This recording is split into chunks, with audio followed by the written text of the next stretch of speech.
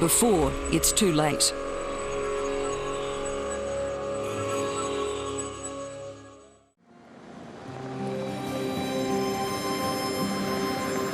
Yucumara is one of Earth Sanctuary's success stories. In the heart of the state of South Australia, this is some of the last remaining remnants of old mallee woodland. Mallee trees are slow growing and live for hundreds of years. Ask some country people about mallee trees and they'll say mallee roots are great for burning. That's unfortunate, because mallee trees and roots also make great homes for these creatures.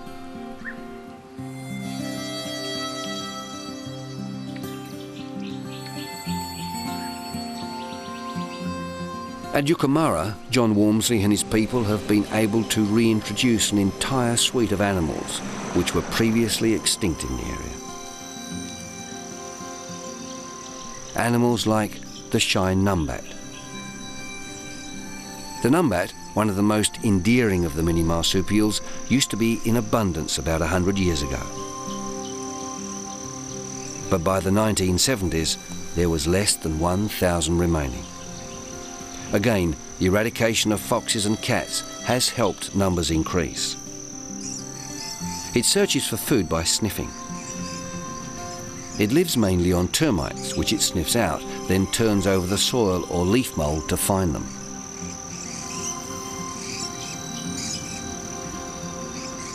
Numbats are essentially solitary, with same-sex animals occupying home ranges. The numbat generally makes its home in a burrow or hollow log, and it loves the mallee. But mallee trees are extremely rare these days. This young growth mallee looks okay, but it's not really great habitat for animals to live in.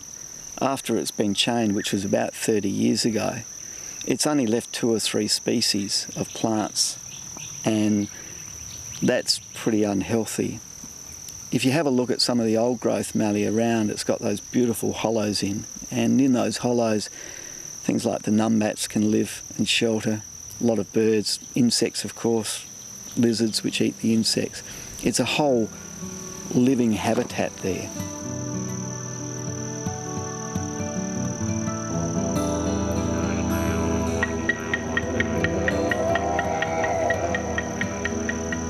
There's still plenty of it across Australia, and the problem with it is that it seems to burn every 5 or 10 years or so, and that just makes it sterile underneath.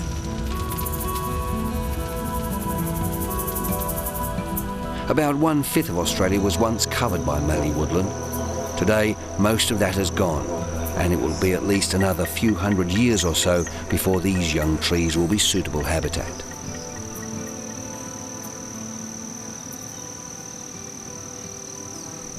Earth Sanctuaries has had enormous success in breeding and reintroducing rare endangered species.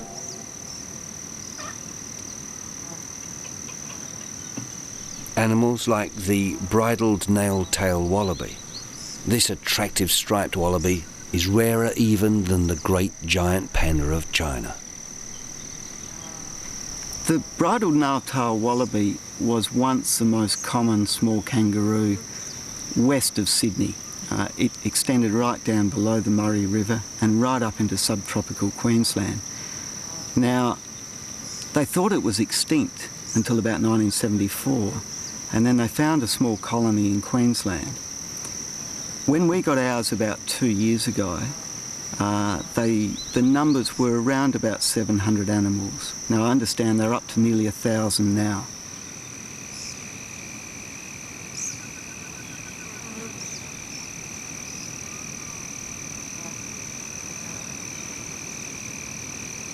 The problem is, like their smaller cousins, the woylie and the bandicoot, they don't have the fright and flight instinct needed to escape foxes and cats.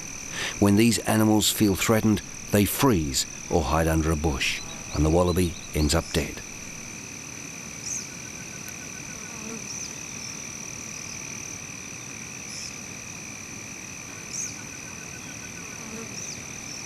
It's the same for the long-nosed potteroo.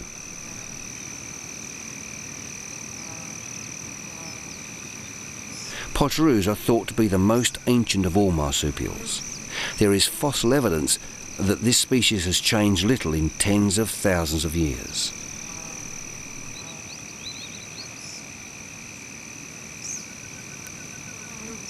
These animals mature at about 1 year old and tend to pair up and breed all year round.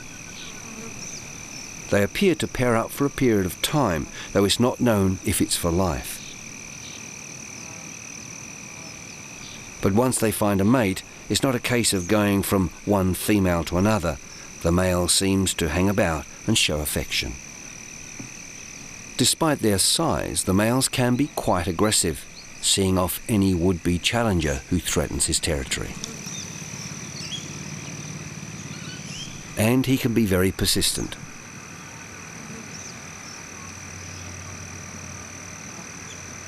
Or is she just giving him the runaround?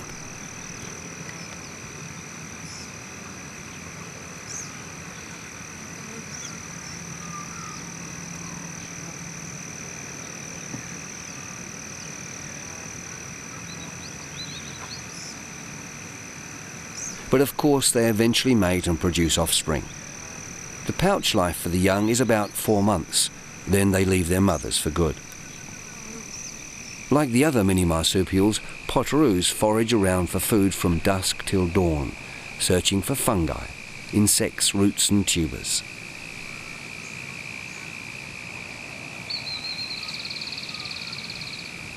They share their idyllic home with the charming and vocal rufous hair beton. This species of beton communicates to others around it by vocalizing with hisses and spits and by thumping its hind legs. Both the male and female have home ranges. This range could take them up to 4 miles as they search for food.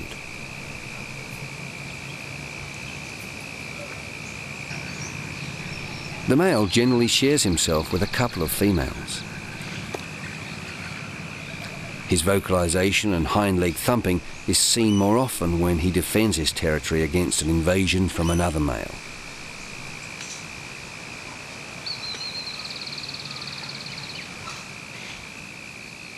The females begin breeding when they're about 11 months old. Their gestation period is a short 22 days when the young is born and makes its way to the pouch, where it stays for up to 16 weeks.